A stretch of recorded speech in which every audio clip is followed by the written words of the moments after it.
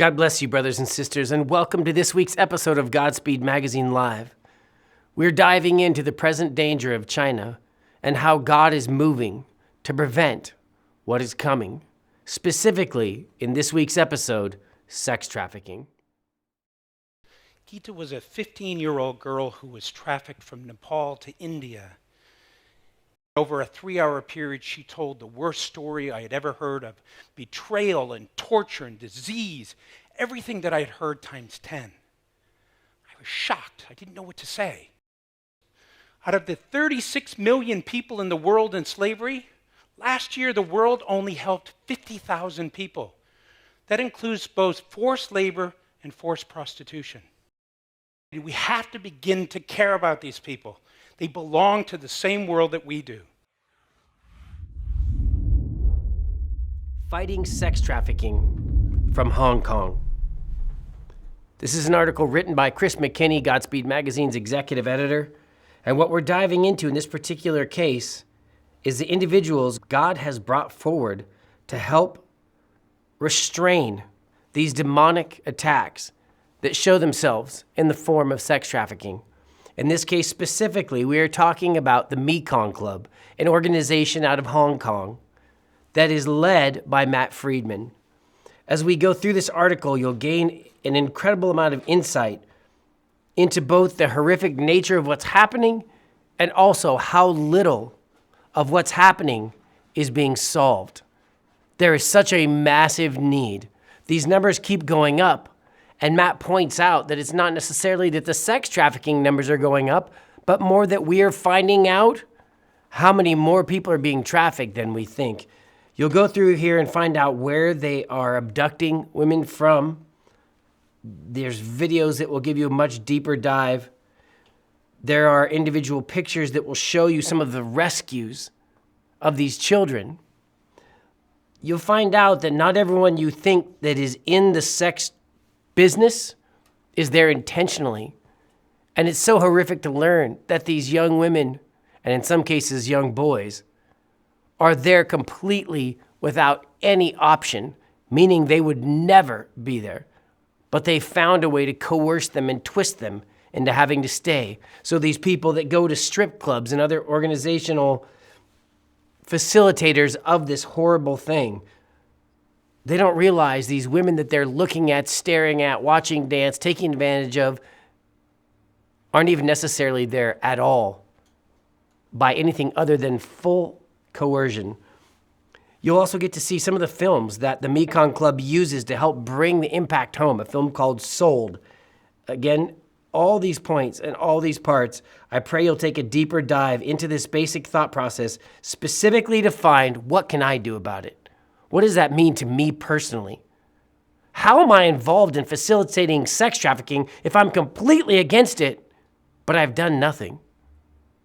Well, what would I do? Would I jump on a plane to China? I wouldn't know what to do. The basic reality is very simple. The way we vote with our wallets, the way we speak to each other in all these networks we share, the social media networks, our personal communications, our church communications, we can be lifting up the education if we become educated. We can point out which industries are helping facilitate, believe it or not, banking industries. Individual parts of all kinds of industries actually make possible sex trafficking. And the Mekong Club is helping those industries know how to stop that, how to fight that. Because the bottom line, only 0.2% of trafficking victims are being reached with help each year. This problem is wide open, and the solution, like everything on earth, is us obeying Jesus. When the body of Christ unites, and imagine 2 billion people voting with their wallets, we can move any nation on earth. We are planet shakers when we obey Jesus. So my hope is that you will read, pray, see the story is not over. Click, find out what to do, and become the story. Stay tuned right now as we move into an interview with the leader of the Mekong Club, Matt Friedman.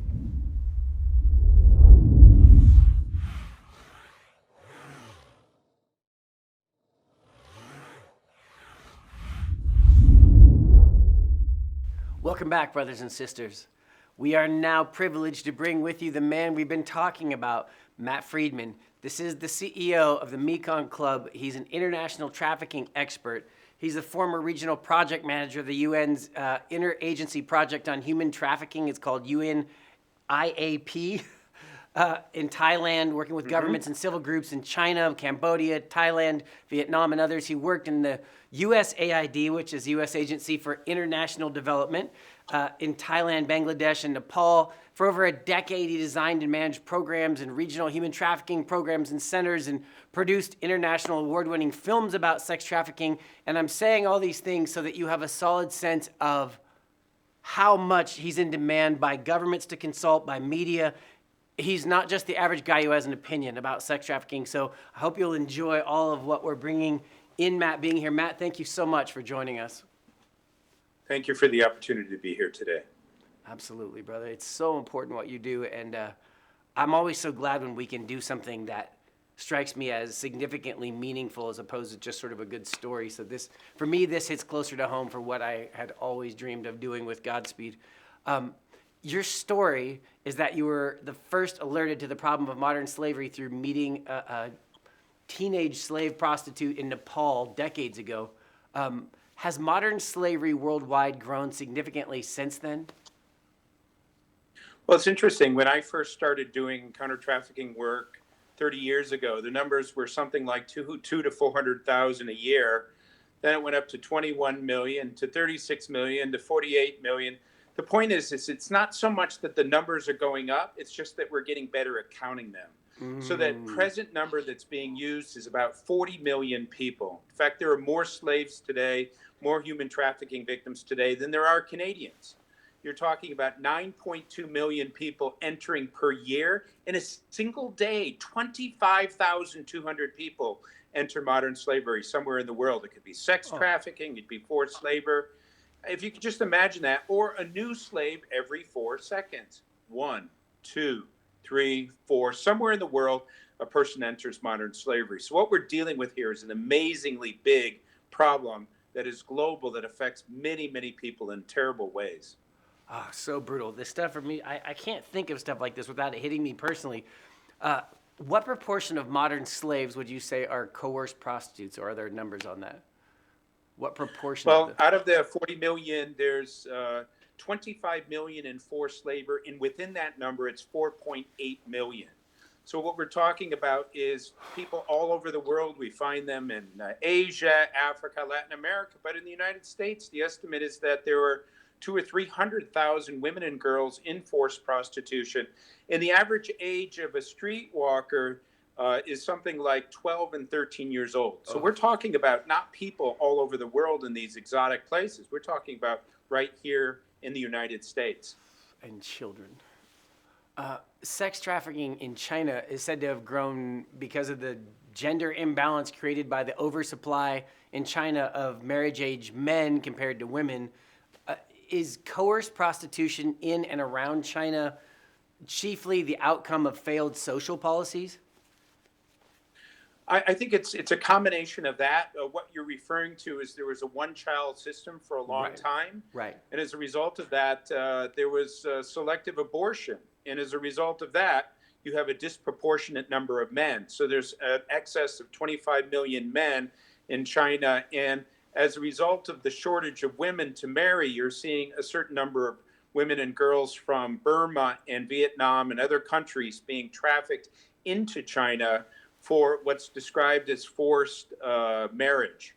Now, what we have here is a situation where a person enters into a marriage not for a love, compassionate type of relationship. They basically will be working for the family. And because it's a family situation, it's really difficult to engage in that area. The other driving force is just a desire for men to have extramarital affairs. And so until that goes away, you're going to have a large number of women and girls that are brought into the sex industry each year. The numbers in China are not really clear, but I just know that one of the approaches that's being used now is kind of online recruitment of girls. And what they do is you find a 14, 15-year-old misunderstood girl, You chat her up as if you're her age. You talk about how beautiful she is and I love you.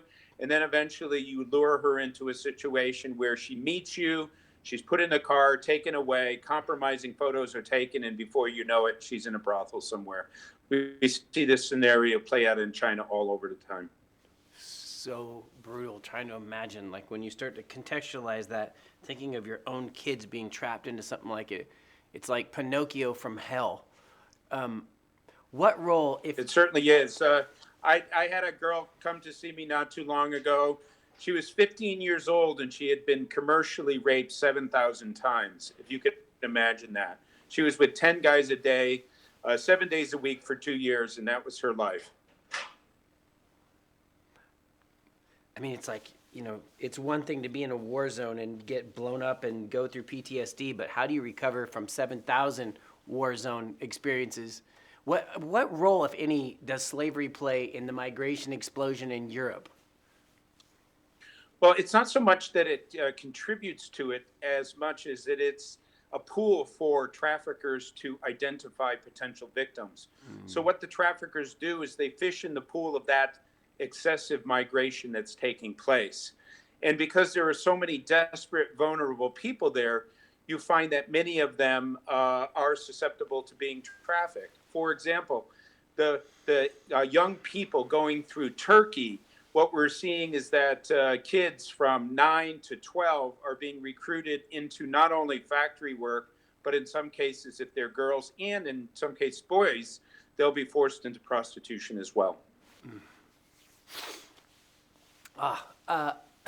It goes through my mind that we work so hard thinking of the scriptures that talk about separating the sheep and goats, and what you did for the least of these, you did for me, thinking about the final separation. And then I think of the counter opposite in hell of these guys that are specifically saying, where the least of these are, I'm going to exploit you outrageously. And I think of God's response in terms of when that separation happens, and I just can't I guess there's zero fear of the Lord. If anybody had any idea what they're getting themselves into, they would never take the path of exploiter in the first place. I guess your YouTube presentations have in general not included the faith perspective. So what role is faith play for you in the battle against modern slavery? Well, a couple of years ago, my pastor came to myself and my wife and said, Christians are pretty good at doing worship and fellowship, but when it comes to applying their faith, they don't necessarily kind of get to that point. Can you set up a ministry that would allow for Christians to take action? And so initially we came together, we showed a couple of movies to see if we could get people to volunteer. We were encouraged at the beginning, 40, 50 people signed up, but when we actually had the meeting to take it to the next step, only 2 people showed up. What we've come to realize is that a lot of people, when they hear about this, they have a heart for wanting to get involved, but when it comes to actually crossing over the line into actually doing something, oftentimes it's quite difficult. So we had to kind of reapproach the way we looked at this ministry to really sit down with people and help them to understand that it's not enough to feel bad. You have to actually walk the talk. You have to move forward. And if that begins by initially just reading about things and telling your friends about things or selling T-shirts, do something. When you were initially called in the very beginning, did you feel like God had his hand on what you were doing? Like God essentially urged you or pushed you into this entire field that you're in now?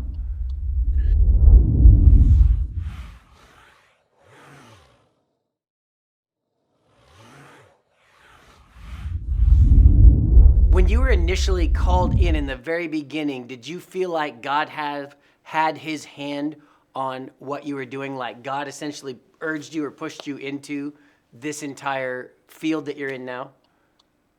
Yeah, I mean, I wasn't one of those 15-year-olds that said when I grow up, I want to be an activist. In fact, I did everything I could to prevent that from happening. I can relate to that. What was occurring is 30 years ago, I was managing an HIV/AIDS portfolio and finding girls 12, 13 years old who were HIV positive. When we went to go talk to them about what was happening, we heard how they were tricked and deceived, forced to go to India. When they got there, they had professional rapists that would be brought in to break them down, They'd end up being with 10, 12, 15 guys a day for a couple of years until they were so diseased that nobody wanted them. So they threw them out in the street. And so when they got home to Nepal, we were hearing this story. But what actually got me over the edge, and that was what you referenced at the beginning, I was invited by the Indian government to do public health checks in the brothels in India, had a police officer with me, walked into one of the brothels, and there was an 11-year-old trafficking victim. So this girl saw me, saw an opportunity, literally ran up, wrapped herself around me and said, save me, save me. They're doing terrible things to me. I looked down at this child who was hysterically crying, wearing a dress 20 sizes too big because she was a child in an adult's world. I turned to the police officer and said, okay, well, we're going to get you out of here. And he said, well, you can't do that. I said, what are you talking about? You're a police officer. He said, well, if we try to leave, they'll kill us both. To make a long story short, we left. We came back with a lot more police, but of course she was gone. Now, that was a devastating moment for me. And that's when God basically put on my heart, you need to be focusing on this. You can't ignore this anymore. Basically, you're working for me on this. Just get on with it. And I just surrendered to that. And ever since then, I've been kind of working on this issue. 30 years later, here I am talking to you. The frustrating thing, once again, is that after 30 years, we're still seeing less than 0.5% of people being saved. And we can't do it without people with faith stepping up and accepting some responsibility for this. Jesus wants us to be fighting this fight. Amen. And, I get up in front of as many people as I can. I did 175 presentations last year, simply because what we're trying to do is to just find those people when they hear these stories, to motivate them to say, okay, enough is enough. I have to take a stand. I have to do what I can. So that's the appeal, is just having people to be exposed to this and then to accept the responsibility and to do something. Guys, this is just impromptu, on the spot, not something we've discussed and not something I'd even really given thought to, honestly, before right this second, but just to give you a sense of the way I believe God calls us to act when there's no reason not to act, when we can't imagine, like, why would you, if you see a mother getting beaten, reach in and go ahead and stop it, get involved. There's no reason for us not to get involved when something is obvious. And in this case, I want to say two things that come to my mind and just sort of offer them up to you, Matt. The first thing is, if you would like anybody who subscribes to Godspeed Magazine and uses the code STOPIT, altogether no spaces, capital STOPIT,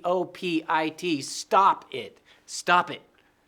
Anybody who uses that coupon code, when they subscribe to Godspeed Magazine, we're going to give half of our revenue to him from then on for your subscription. So I don't normally go about pitching our subscriptions right here on the show, but in this case, I'm going to do it because I want you to understand this is a way we can actually get it so he can touch the ground and get these boots on the ground where they need to be. The secondary thing I want to do is ask Matt if you want to have a segment that is an ongoing segment in Godspeed Magazine where we can bring all the voices that are fighting to end trafficking and the most significant things people know to end trafficking, and just have that go on, because quite frankly, I don't think that we can ignore God in action when, again, the least of these are being children tortured in the ways that you're describing. I don't think we can not have this segment in the magazine. So if you would like to work with us, the pioneer who, fills up the writing of that spot, our team can work to get it done. I'd welcome an opportunity to do that. And I'd like to just offer one last story to put all of this into perspective, and that is this. So 30 years ago, when I was desperately trying to do everything that I could to address modern slavery, I finally decided that what I needed to do was to write a book. So as part of this book writing process, I would go from shelter to interview the women and the girls. I went to one shelter, and there was a girl named Gita. And every time I approached her for an interview, she said, no, I don't want you to do this interview. But she sat and listened to all of the other interviews that were taking place. When I finished and I was about to leave, Gita comes running up and says, Matt, I changed my mind. You can have my story. So she sat on one side of the table. The rest of us sat on the other side of the table. And over a 3-hour period of time, she told the worst story I had ever heard of rape and torture and disease and murder, betrayal, everything I had heard times 10.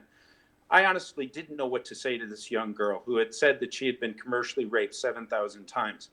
Finally, I turned to her and I said, wow, Gita, you must be so angry at the traffickers for the horrific things that they did to you. She paused, and then she said, no, I'm angry at you and you and you. She pointed at us. She said, where were you? Said that every single day she woke up praying for somebody to come and help her. Nobody came. She said she went to school till she was 12. She knew that everything around her was right out in the open. No one was doing anything. She said she wasn't angry at the traffickers. She said they're just bad people being bad people.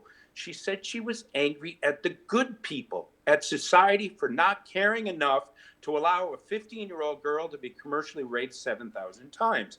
Now, I tell that because basically at the end of the day, we recognize that we're only helping less than 0.5% by having the 15, 20,000 people like me running around the world addressing this issue. We need everybody to step up. So what I often say to people is, just do one thing a year. And if everyone did one thing a year, if 10 million people did 10 million small compassionate gestures, it would add up. It's as simple as learning about the issue. And again, guys, right now we'll do 30 days where the magazine is free, so you can make sure you see the article that this is specifically. You can look and dig into it. But more importantly, at the end of 30 days, if you don't cancel, your subscription will turn into $5 a month. And again, we can donate half of all the subscriptions to them.